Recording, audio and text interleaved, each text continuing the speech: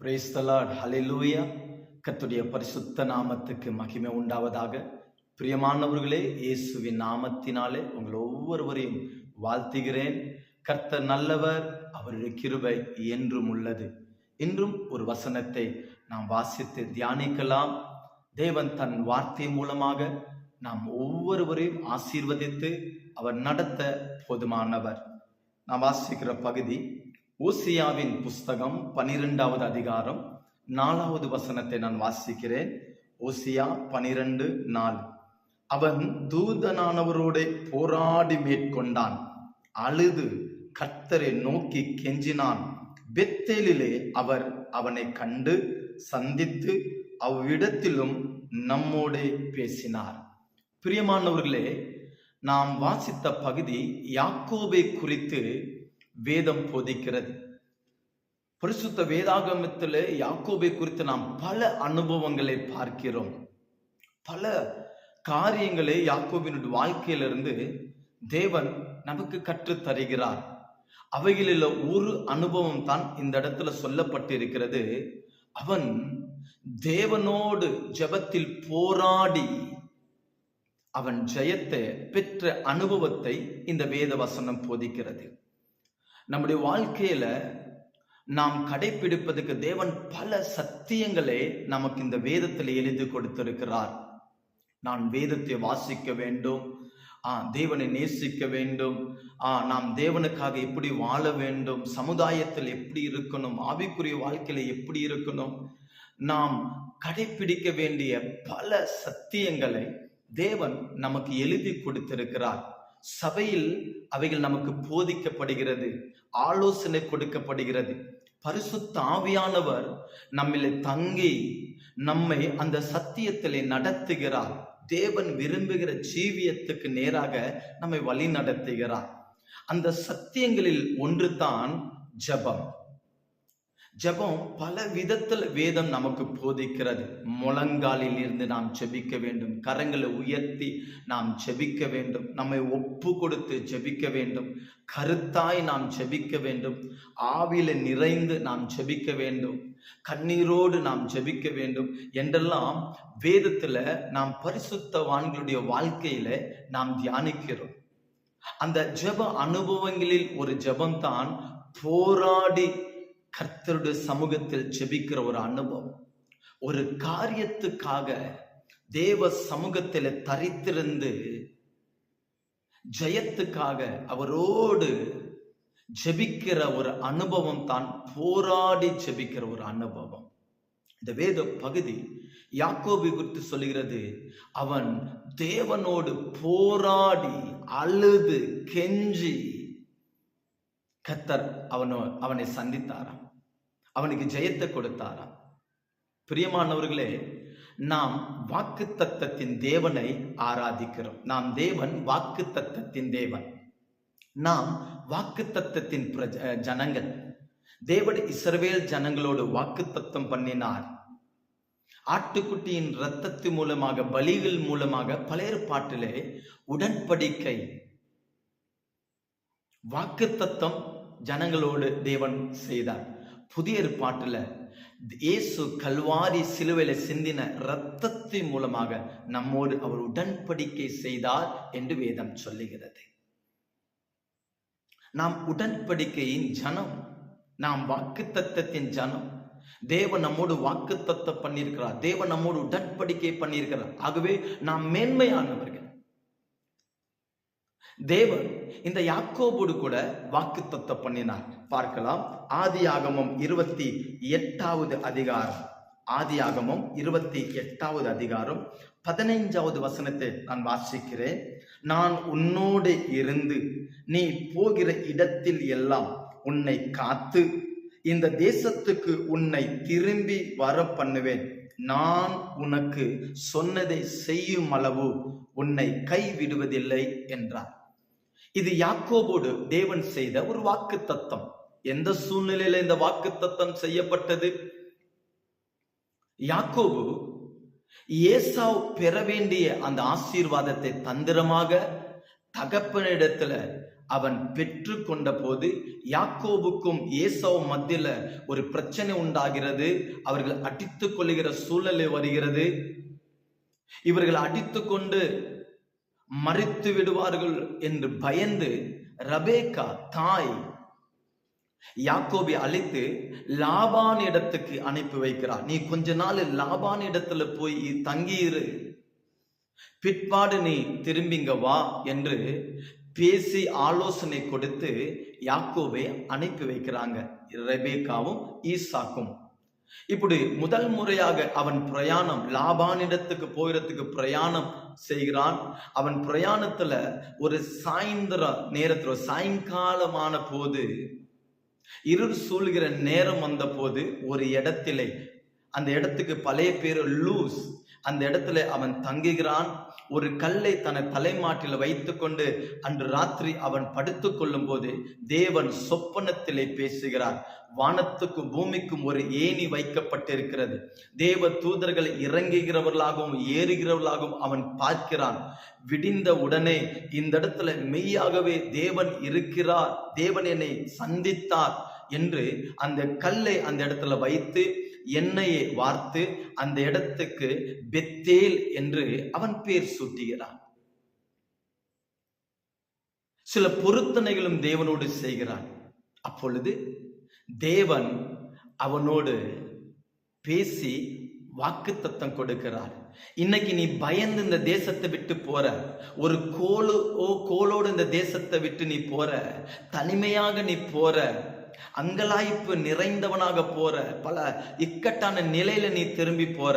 ஆனா மீண்டுமாக நான் உன்னை இந்த தேசத்துக்கு அற்புதமாக கொண்டு வருவேன், பெரிய பரிவாரத்தோடு கொண்டு வருவேன், உன்னை ஆசீர்வதித்து கொண்டு வருவேன். எந்த தேசத்திலிருந்து ஓடி போறாயோ அதே தேசத்துக்கு நான் உன்னை ஆசீர்வாதமாக கொண்டு வருவேன் என்று தேவன் யாக்கோபுக்கு உறுதிமொழி கொடுக்கிறார், வாக்குத்தத்தம் கொடுக்கிறார். பிரியமானவர்களே, கர்த்தர் உங்களுடைய வாழ்க்கையில வாக்குத்தத்தம் கொடுத்திருக்கிறார்.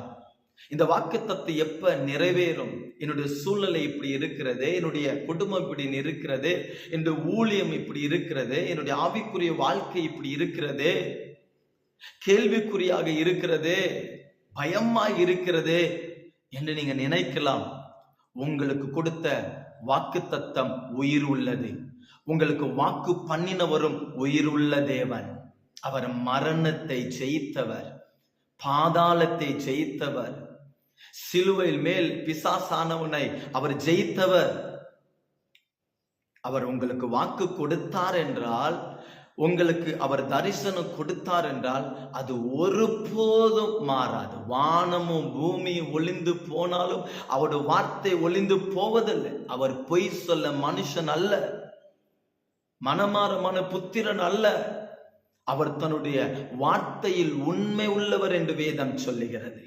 உங்களுக்கு சொன்ன ஒவ்வொரு வாக்கு தத்தத்தையும் அவர் உங்கள் வாழ்க்கையில நிச்சயமாக நிறைவேற்றுவார், நிச்சயமாக நிறைவேற்றுவார். சோர்ந்து போக வேண்டாம், எண்ணமாகிவிடுமோ என்று கலங்க வேண்டாம். அவர் மேலே அவருடைய வாக்கு தத்தத்தை பிடித்துக் கொள்ளுங்க. இந்த வாக்கு தத்தத்தை பெற்ற யாக்கோபு இப்போது லாபான் வீட்டுக்கு போகிறான். அங்க 20 வருடங்கள் அவன் வேலை செய்கிறான். பல கஷ்டங்கள், பல நிந்தைகள், பல ஏமாற்றுகள். வாக்கு தத்தம் உங்க வாழ்க்கையில வந்த பின்பும், தேவன் உங்களோடு பேசின பின்பும் உங்க வாழ்க்கையில பல போராட்டங்கள், பல நிந்தைகள், பல ஏமாற்றங்கள், எதிர்பார்க்காத சூழ்நிலைகள், கண்ணீர், அவமானங்கள் நடந்திருக்கலாம். ஆனாலும் அந்த சூழ்நிலையிலும் வாக்குத்தத்தம் பண்ணினவர் உங்களோடு தான் இருக்கிறார். யோசேப்புக்கு தேவன் சொப்பனத்தை கொடுத்தார், தரிசனத்தை கொடுத்தார். அந்த தரிசனத்தை பெற்ற பின்பு, தேவனோடு அவன் ஐக்கியப்பட்ட பின்பு, தேவன் காண்பித்த அந்த தரிசனத்தின் மேல தன்னுடைய மனதை அவன் செலுத்தின பின்பு ஒன்றோடு ஒன்று போராட்டம் பெறுகிறது. சொப்பனத்தை பார்த்த பிறகு சகோதரர்கள் கோபப்படுகிறார்கள், தகப்பன் கோபப்படுகிறார், வீட்டிலிருந்து தூரமாக்கப்படுகிறான், கிணற்றில போடப்படுகிறான், அந்நிய தேசத்துக்கு விற்கப்படுகிறான், அடிமையாக ஒரு வீட்டில வைக்கப்படுகிறான். குற்றச்சாட்டப்படுகிறான், சிறைசாலையிலே போடப்படுகிறான். நிந்தையின் மேல் நிந்தை, அடியின் மேல் அடி. ஆனால் தரிசனம் கொடுத்தவர், வாக்குத்தத்தம் கொடுத்தவர் யோசேப்போடு இருந்தார் என்று வேதம் சொல்லுகிறது. வாக்குத்தத்தம் உங்களோடு இருக்கும் வரை, வாக்கு பண்ணினவர் உங்களோடு இருக்கும் வரை, எந்த நெருக்கங்கள், எத்தனை விதமான இக்கட்டுகள் உங்களை சூழ்ந்து கொண்டால், பவுல் சொல்லுகிறார், நான் எப்பக்கம் நெருக்கப்பட்டேன், ஆனால் மடிந்து போகவில்லை. இயேசுவின் நாமத்தினாலே நான் சொல்லுகிறேன், உங்க மேல தேவ தரிசனம் இருக்கிறதுனால், தேவ வாக்கு இருக்கிறதுனால், தேவன் உங்களோடு உடன்படிக்கை பண்ணி இருக்கிறதால் நீங்கள் மடிந்து போவது இல்லை. உங்க வேலை மடிந்து போவது இல்லை, உங்க குடும்பம் மடிந்து போவது இல்லை, உங்க வியாபாரம் மடிந்து போவது இல்லை. சத்துரு உங்க மேல ஜெயம் எடுக்க தேவன் அனுமதிப்பது இல்லை. வாக்குத்தத்தம் பண்ணினவர் உண்மை உள்ளவர் என்று வேதம் சொல்லுகிறது. 20 வருடங்களில் பல போராட்டங்கள், அவைகள் மத்தியில தேவன் யாக்கோபை ஆசீர்வதித்தார். பரிவாரத்தை ஆசீர்வதித்தார், நிறைவான மிருக ஜீவன்களை கொடுத்தார், செல்வாக்கை கொடுத்தார். இப்பொழுது தன்னுடைய தேசத்துக்கு அவன் திரும்பி வருகிறான். பல ஆசீர்வாதத்தோடு யாக்கோபு இப்பொழுது தன்னுடைய தேசத்துக்கு திரும்பி வருகிறார். கோலும் தடியுமாக தனிமையாக ஓடி போன யாக்கோபு இப்படி திரளான ஆசீர்வாதத்தோடு, நன்மைகளோடு அவன் திரும்பி வருகிறான். பிரியமானவர்களே, என்றைக்குமே நீங்க தரித்திரமாகவே இருந்துட மாட்டீங்க. நிரந்தரமாக நீங்க துக்கத்துல கண்ணீரில வேதனையிலேயே இருந்துட மாட்டீங்க. நிச்சயமாக ஒரு விதை விதைக்கப்பட்டு ஏற்ற நேரத்தில் எப்படி அது ஒரு மரமாக மாறி கனி கொடுக்கிறதோ, நிச்சயமாக தேவன் உங்களை உயர்த்துவார். ஏற்ற காலத்தில் அவர் உங்களை உயர்த்தும்படி அவருடைய பலத்த கரத்துல அடங்கி இருங்க, நிச்சயமாக உயர்த்துவார். இத்தனை போராட்டத்தின் மத்தியில யாக்கோபுக்கு தேவன் செய்த அந்த வாக்குத்தத்தம் நிறைவேறினது. பெரிய பரிவாரத்தோடு ஆசீர்வாதத்தோடு தன் தேசத்துக்கு திரும்பி வருகிறார். இப்படி திரும்பி வரும்போது பிரியமானவர்களே, ஆசீர்வாதம் பெறுவதற்கு முன்பதாக போராட்டங்கள் வரும். அந்த ஆசீர்வாதத்தில் வளரும் போது பிசாசானவன் நம்ம வாழ்க்கையில தடைகளையும் காரியங்களை செய்வான். நாம் நிறைவான ஆசீர்வாதத்துல வரும் போதும் அவன் தடை செய்வான். அவன் தடை செய்கிறவன், அதுதான் அவனுடைய வேலையே. ஆனாலும் நம்மோடு இருக்கிறவர், உலகத்தில் இருக்கிறவனை விட நம்மில் இருக்கிறவன் பெரியவர் அல்லவா? அவர் எல்லா சூழலிலும் நம்மோடு இருக்கிறார். ஆரம்பத்தில் நம்மோடு இருக்கிறார், இப்பயும் நம்மோடு தான் இருக்கிறார். இப்படி யாக்கோபு ஆசீர்வாதத்தை பெற்று தன்னுடைய தேசத்துக்கு அவன் சந்தோஷமாக வரும்போது ஒரு செய்தி அவனுக்கு அறிவிக்கப்படுகிறது. ஆதியாகமம் 32வது அதிகாரம் 6வது வசனத்தை நான் வாசிக்கிறேன். ஆதியாகமம் 32:6. அந்த ஆட்கள் யாக்கோபின் இடத்துக்கு திரும்பி வந்து, நாங்கள் உம்முடைய சகோதரனாகிய ஏசாவின் இடத்துக்கு போய் வந்தோம், அவரும் 400 பேரோடு உம்மை எதிர்கொள்ள வருகிறார் என்றார்கள். ஒரு ஷாக்கிங் நியூஸ். 20 வருடங்களுக்கு முன்பதாக நடந்த அந்த காரியத்தை, அந்த தவறை ஏசாவு இன்னும் மனதில் வைத்து, தம்பி திரும்பி வருகிறதை, யாக்கோபு திரும்பி வருகிறதை கேள்விப்பட்டு 400 பேரோடு மேற்கொள்ள வருகிறார். பிரியமானவர்களே, ஒரு காலத்தில் நாம் ஏமாற்றினவர்கள், அதாவது பாவத்தில் வாழ்ந்தவர்கள் தான். தேவன் அன்று ராத்திரி யாக்கோபை சந்தித்து தரிசனத்தை கொடுத்து பேசினது போல நாமும் பாவம் செய்தவர்கள் தான். தேவன் ஏதோ ஒரு சந்தர்ப்பத்தில், ஒரு காலத்துல தேவன் நம்மை சந்தித்தார், அவருடைய அன்பை வெளிப்படுத்தினார், நம்முடைய பாவத்தை கழுவி நம்மை ரட்சித்து தன்னுடைய பிள்ளையாய் மாற்றிக்கொண்டு அவரில் நாம் வாழ்ந்து அவரில் நாம் ஆசீர்வதிக்கப்படும் போது பிசாசானவன் அப்பையும் நம்மை தடை செய்கிறவன் தான். சோர்ந்து போக வேண்டாம். இப்ப யாக்கோபுக்கு விரோதமாக ஏசா வருகிறதை கேள்விப்பட்ட போது யாக்கோபுக்கு ஒரு பயம், ஒரு தடுமாற்றம். என்ன செய்யணும்? சகோதரனோடு நான் எப்படி ஐக்கியப்படணும், அவரை எப்படி புரிய வைக்கணும், தெரியாத சூழ்நிலையில தடுமாறும் போது, பிரியமானவர்களே, தடுமாறும் போது, கலங்கும் போது நமக்கு ஒரு அற்புதமான ஆயுதத்தை தேவன் கொடுத்திருக்கிறார். அதுதான் ஜெபம். ஜெபம் என்ற ஆயுதம். இந்த சூழ்நிலையில யாக்கோபு அதே 32வது அதிகாரம் ஆதியாகமம் 22வது வசனத்தை வாசிக்கிறேன். ராத்திரியிலே எழுந்திருந்து 2 மனைவிகளையும் தன் 2 பணிவிடைக்காரிகளையும் தன்னுடைய 11 குமாரரையும் கூட்டிக் கொண்டு யாக்கோபு யாப்போக் என்கிற ஆற்றின் துறையை கடந்து அவர்களையும் சேர்த்து ஆற்றை கடக்க பண்ணி தனக்கு உண்டான யாவையும் அக்கறைப்படுத்தி. இப்ப பாருங்க, யாக்கோபு பிந்தி தனித்திருந்தான். அப்பொழுது ஒரு புருஷன் பொழுது விடியும் அளவு அவனோடு போராடினார். எல்லாரையும் ஒரு பக்கத்துல வைத்துட்டு தனித்து தேவோடு போறார். ஆண்டவரே, என் ஆசீர்வதி, இந்த இக்கட்டான நிலைகள் மாறட்டும். பிரியமானவர்களே, ஆரம்ப நிலையிலும் நாம் தேவனோடு பேச வேண்டும். வளர்ந்த பின்பும் ஆசீர்வாத பெற்ற பின்பும் நாம் தேவனோடு பேச வேண்டும்.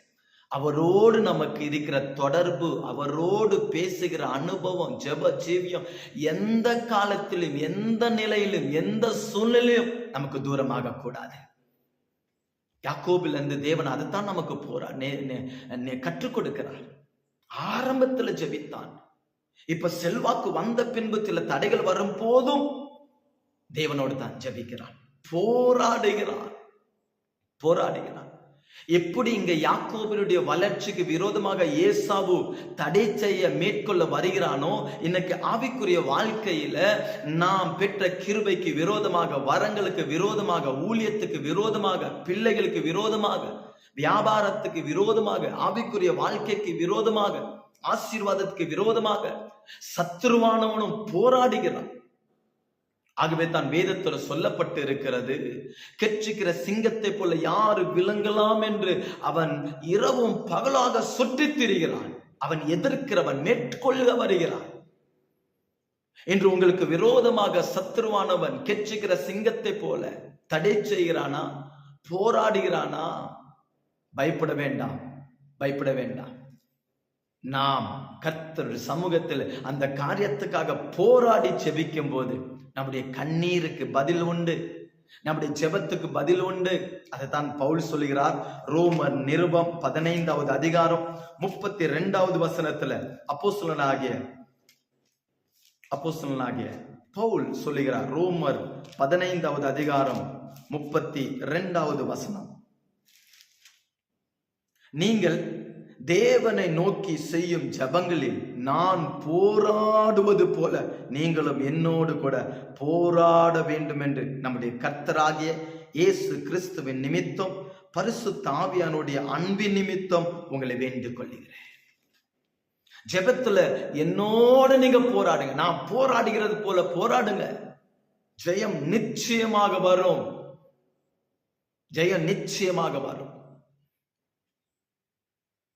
நம் ஆண்டவர் ஜெபத்தை கேட்கிறவர். யாக்கோபு போராடி அந்த ராத்திரி ஜெபித்த போது தேவன் சந்தித்தார், ஆசீர்வதித்தார். எதிர்க்க வந்த ஏசாவ் யாக்கோபோடு சமாதானப்படும்படி செய்தார், ஐக்கியத்தைப்படும்படி செய்தார். பிரியமானவர்களே, இரு வெளிச்சமாக மாறணுமா? விரோதம் அன்பாக மாற வேண்டுமா? எதிர்க்கிறவர்கள் உங்களோட ஐக்கியத்தைப்பட வேண்டுமா? இழந்ததை நீங்கள் பெற வேண்டுமா? தடைகள் மாறணுமா? தேவன் நமக்கு ஒரு ஆயுதத்தை கொடுத்திருக்கார், ஜெபம் என்கிற ஆயுதம். போராடுங்க. அந்த ஜெப ஆயுதத்தை எடுத்து போராடுங்க. இயேசுவின் நாமத்தினாலே சூழ்நிலைகள் மாறும். நீங்க ஜெபிக்கலை என்று நான் சொல்லவில்லை, தொடர்ந்து ஜெபிப்போம். ஜெபத்துல நாளுக்கு நாள் நாம் வளருவோம். எதெல்லாம் தடையா இருக்கிறதோ, மனுஷன்கிட்ட வேணாம், அங்க வேணாம், இங்க வேண்டாம், தேவ சந்நிதியில் தனித்து நாம் போராடும் போது நமக்கு விரோதமாக எழும்புகிற எல்லா காரியங்களும் தேவன் அகற்றி பெரிய ஜெயத்தை நமக்கு கொடுத்து மேலும் மேலும் நாம் தேவனுக்கு சாட்சியாக நிற்க அவர் நமக்கு கிருபை கொடுப்பார். ஆகவே யாக்கோபுக்கு விரோதமாக ஏசா வந்தபோது எப்படி அவன் ஜெபத்தில் போராடி ஜெயத்தை பெற்றானோ, நமக்கு விரோதமாக உருவாக்கப்பட்ட ஆயுதங்கள் செயல்படாமல் போக, நாமும் தேவனில் ஜெயமுள்ளவர்களாக இருக்க, தேவன் நமக்கு ஜெயத்தை கொடுக்க நாமும் ஜெபத்துல போராடுவோம். தேவன் நமக்கு பெரிய ஜெயத்தை கொடுத்து மேலும் மேலும் நம்மை ஆசீர்வதித்து அவருக்கு சாட்சியாக நாம் ஒவ்வொருவரையும் தேவன் நிறுத்துவாராக. தேவன் இந்த வார்த்தையின்படியே உங்கள் எல்லாரையும் ஆசீர்வதி.